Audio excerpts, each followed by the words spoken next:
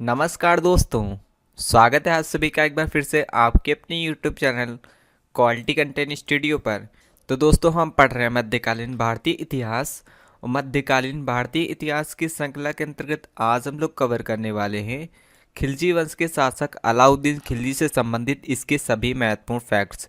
दोस्तों अलाउद्दीन खिलजी खिलजी वंश के शासकों में सबसे प्रतापी एवं योग्य शासक माने जाते हैं, जिन्होंने खिलजी वंश के इतिहास में 1296 से लेकर 1316 तक शासन किया था। तो आइए दोस्तों जानते हैं सबसे पहले कि अलाउद्दीन के सेशन में हम लोग कौन कौन से पॉइंट कवर करने वाले हैं। दोस्तों सबसे पहले हम अलाउद्दीन खिलजी की सामान्य जानकारी जानेंगे, यानी कि अलाउद्दीन खिलजी का बेसिक जानने का हम लोग सबसे पहले प्रयास करेंगे। उसके बाद दोस्तों हम लोग जानेंगे अलाउद्दीन के प्रशासनिक सुधारों के संबंध में। प्रशासनिक सुधारों के अंतर्गत दोस्तों सबसे पहले हम लोग जानेंगे सेना संबंधी सुधार के बारे में। उसके बाद दोस्तों हम लोग जानेंगे बाजार संबंधी सुधार के बारे में। अलाउद्दीन के शासनकाल में दोस्तों कई विद्रोह हो रहे थे। उन विद्रोह को दबाने के लिए अलाउद्दीन खिलजी ने 4 अध्यादेश जारी किए थे। इन अध्यादेशों के बारे में जानेंगे क्योंकि इससे संबंधित भी एग्जाम में क्वेश्चन पूछे जाते हैं। उसके बाद दोस्तों हम लोग जानेंगे राजस्व संबंधी सुधार के संबंध में, और हम लोग पढ़ेंगे अलाउद्दीन खिलजी के कुछ महत्वपूर्ण निर्माणों के संबंध में। और लास्ट में दोस्तों हम लोग जानेंगे अलाउद्दीन के साम्राज्य विस्तार के संबंध में। तो चलिए शुरू करते हैं। तो आइए दोस्तों सबसे पहले जानते हैं अलाउद्दीन की समान जानकारी के संबंध में। इस संबंध में देखें तो दोस्तों अलाउद्दीन सुल्तान बनने से पूर्व कड़ा मनिकपुर का सूबेदार था। ये सूबेदारी दोस्तों अलाउद्दीन खिलजी को उसके चाचा जलालुद्दीन फिरोज खिलजी ने उसे दी थी। लेकिन दोस्तों आगे चलकर जलालुद्दीन फिरोज खिलजी की हत्या करके ही अलाउद्दीन खिलजी सन 1246 ईस्वी में राजगद्दी पर बैठता है और सुल्तान बनता है। दोस्तों अलाउद्दीन खिलजी का बचपन का नाम अली गुरसाप था, जो कई बार एग्जाम में पूछा भी गया है। भले ही दोस्तों अलाउद्दीन खिलजी अपने चाचा जलालुद्दीन फिरोज खिलजी की हत्या करके सुल्तान बन गया था, लेकिन सुल्तान बनने के बाद उसे कई चुनौतियों का भी सामना करना पड़ा। उन चुनौतियों में से मुख्य चुनौती यह थी कि उसे मंगोल आक्रमणों का लगातार सामना करना पड़ रहा था। उसके शासनकाल में मंगोल आक्रमण लगातार हो रहे थे। इसके अलावा दोस्तों चूंकि वो हिंसात्मक रूप से अपनी चाचा की हत्या करके सुल्तान बना था, इस कारण जनता भी उसे पसंद नहीं करती थी और उसके विरुद्ध विद्रोह भी जनता करने लगी थी। इन सब चुनौतियों का सामना करने के लिए दोस्तों अलाउद्दीन खिलजी ने निरंकुशता की नीति अपनाई थी, अर्थात कठोर शासन पर बल दिया था। कहा जाता है कि दोस्तों अलाउद्दीन खिलजी का जो सुल्तान बनने का मूल उद्देश्य था वो था इस्लाम सिद्धांतों को समाप्त कर एक नए धर्म की स्थापना करना। यानी कि दोस्तों अलाउद्दीन खिलजी इस्लाम धर्म में जो नियम थे, इस्लाम धर्म में जो सिद्धांत थे, उनको सभी को समाप्त करके एक नए धर्म की स्थापना करना चाहता था। इसके अलावा दोस्तों अलाउद्दीन खिलजी सिकंदर की तरह विश्व विजेता बनना चाहता था। यही कारण है कि दोस्तों अलाउद्दीन खिलजी ने सिकंदर सानी की उपाधि भी धारण की थी। इसके अलावा दोस्तों अलाउद्दीन खिलजी को भारत का सिकंदर या द्वितीय सिकंदर के नाम से भी जाना जाता है, जो कई बार एग्जाम में भी पूछा गया है। अब आइए दोस्तों हम लोग जानते हैं अलाउद्दीन खिलजी के प्रशासनिक सुधारों के संबंध में। इस संबंध में देखें तो दोस्तों प्रशासनिक सुधारों के अंतर्गत अलाउद्दीन खिलजी ने सबसे पहले सेना संबंधी सुधार किए थे। सेना संबंधी सुधार के 2 महत्वपूर्ण कारण दोस्तों माने जाते हैं। पहला कारण यह था कि उसके शासनकाल में काफ़ी मंगोल आक्रमण हो रहे थे, और दूसरा कारण यह था कि दोस्तों उसके विरुद्ध विद्रोह भी उसके शासनकाल में काफ़ी हो रहे थे। इस कारण दोस्तों सेना संबंधी सुधार के अंतर्गत अलाउद्दीन खिलजी ने सबसे पहले एक नगद वेतन पर आधारित एक विशाल सेना का गठन किया था। यानी कि एक बड़ी सी सेना उसने बनाई थी, वो भी नगद वेतन पर आधारित थी। इसके अलावा दोस्तों अलाउद्दीन खिलजी ने सैनिकों को हुलिया देने की प्रथा और अच्छे नस्ल के घोड़ों को दागने की प्रथा लागू की थी। चूँकि दोस्तों जिस समय अलाउद्दीन खिलजी सुल्तान बना था, उसके राजकोष में इतना धन नहीं था कि वो एक विशाल सेना को एक प्रॉपर सैलरी दे सके। इस कारण दोस्तों उसने अपनी सेना को कम वेतन पर ही रखा था। अब आइए दोस्तों हम लोग जानते हैं अलाउद्दीन खिलजी के बाजार संबंधी सुधारों के संबंध में। बाजार संबंधी सुधार का अलाउद्दीन खिलजी का जो मूल उद्देश्य था वो कम वेतन पर जो सेना गठित हुई थी उसको संतुष्ट करना था।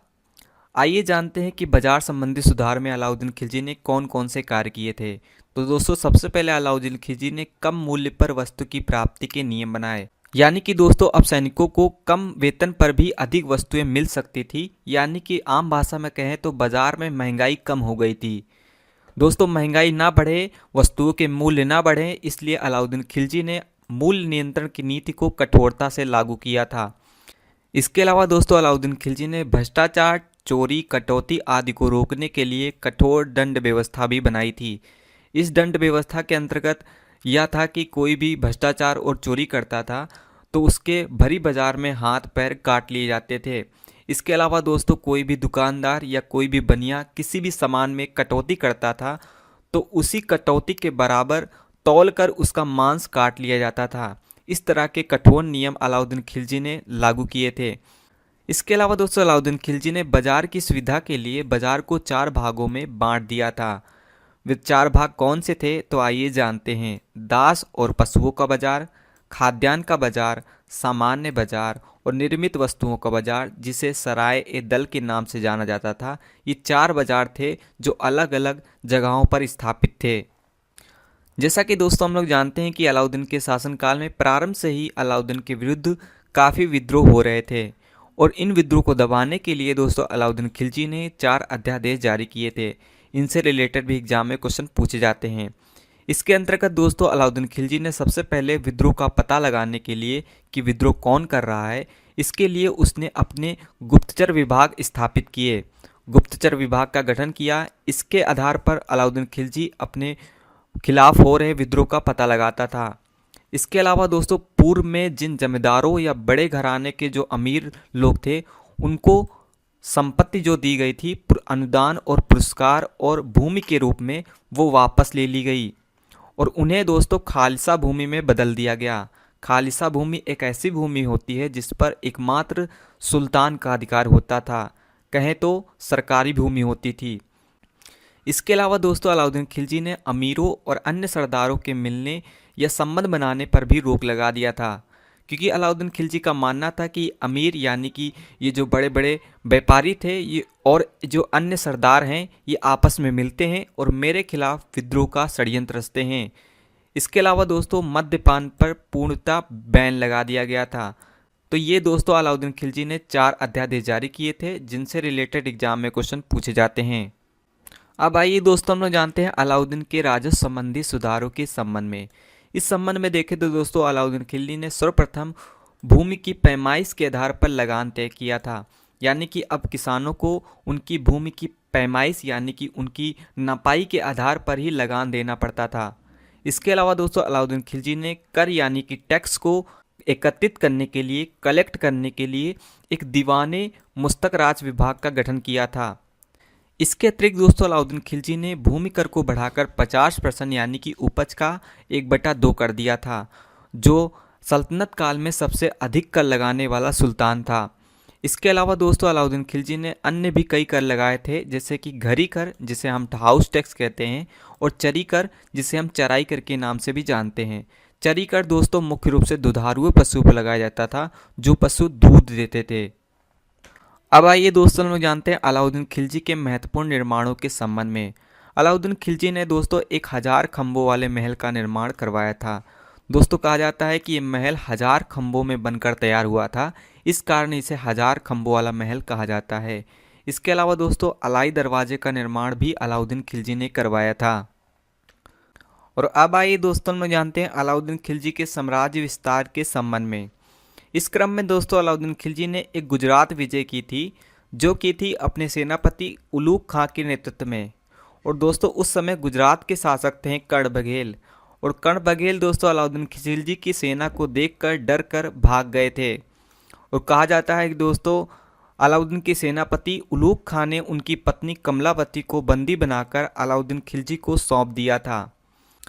और इसी बीच दोस्तों अलाउद्दीन खिलजी ने मलिक काफूर नामक एक व्यक्ति को 1000 दिनार में खरीदा था, जो आगे चलकर दोस्तों अलाउद्दीन खिलजी का एक शक्तिशाली सेनापति बनता है। चूँकि दोस्तों मलिक काफूर 1000 दिनार में खरीदे गए थे, इसलिए इन्हें 1000 दिनारी के नाम से भी जाना जाता है। तो इनसे संबंधित एग्जाम में कई तरह के क्वेश्चन पूछे जाते हैं, जैसे कि मलिक काफूर व्यक्ति को 1000 दिनारी क्यों कहा जाता है, क्योंकि वो 1000 दिनार में खरीदे गए थे। इसके अलावा दोस्तों अलाउद्दीन खिलजी ने किस विजय के दौरान इनको खरीदा था, तो गुजरात विजय के दौरान इनको खरीदा गया था। दोस्तों मलिक काफूर के नेतृत्व में ही खिलजी ने यानी कि अलाउद्दीन खिलजी ने दक्षिण भारत के प्रांत बारगल, जिसे हम आज तेलंगाना के नाम से जानते हैं, वहाँ के शासक प्रताप रुद्र को पराजित किया था। और दोस्तों प्रताप रुद्र ने ही मलिक काफूर को विश्व प्रसिद्ध कोहिनूर का हीरा दिया था, जिसे आगे चलकर मलिक काफूर अलाउद्दीन खिलजी को भेंट में देता है। और इसी बीच दोस्तों एक घटना हुई थी कि मंगोल से युद्ध करते समय अलाउद्दीन खिलजी का एक कुशल सेनापति था जिसका नाम था जफर खां, वो मारा गया था। तो इससे संबंधित भी एग्जाम में क्वेश्चन पूछे गए हैं। साम्राज्य विस्तार के क्रम में दोस्तों अलाउद्दीन खिलजी ने एक मेवाड़ विजय की थी। और मेवाड़ विजय मुख्य रूप से दोस्तों अलाउद्दीन खिलजी ने वहाँ के शासक राजा रतन सिंह की पत्नी रानी पद्मवी, जिसे हम पद्मावती के नाम से जानते हैं, उनको प्राप्त करने या उन्हें पाने के लिए की थी। लेकिन दोस्तों इस कार्य में अलाउद्दीन खिलजी सफल नहीं होते हैं, क्योंकि दोस्तों अलाउद्दीन खिलजी जब मेवाड़ पर अपना अभियान भेजते हैं और राजा रतन सिंह को बंदी बना लेते हैं, तब उनकी पत्नी पद्मावती एक अग्निकुंड में डूबकर जान दे देती हैं। तो इस प्रकार दोस्तों अलाउद्दीन खिलजी पद्मावती को नहीं पा पाते हैं। दोस्तों इस घटना को आपको अच्छी तरह से समझना है तो आप हाल ही में बनी पद्मावत मूवी देख सकते हैं। और अंत में दोस्तों 1316 ईस्वी में जलोधर नामक रोग से अलाउद्दीन खिलजी की मृत्यु हो जाती है। इसके बाद शासक बनते हैं मुबारक शाह खिलजी, जो शासन करते हैं 1316 से लेकर 1320 तक। और 1320 ईस्वी में ही दोस्तों एक शासक बनते हैं नसरुद्दीन खुसरो, जो खिलजी वंश के अंतिम शासक माने जाते हैं। तो दोस्तों आज के लिए इतना है। इस वीडियो की कंटेंट की PDF आप फ्री ऑफ कॉस्ट डाउनलोड कर सकते हैं, लिंक मैं डिस्क्रिप्शन बॉक्स में दे दूंगा। नेक्स्ट वीडियो में इससे संबंधित हम लोग MCQ डिस्कस करेंगे। तो मिलते हैं नेक्स्ट वीडियो में, तब तक take care and good bye.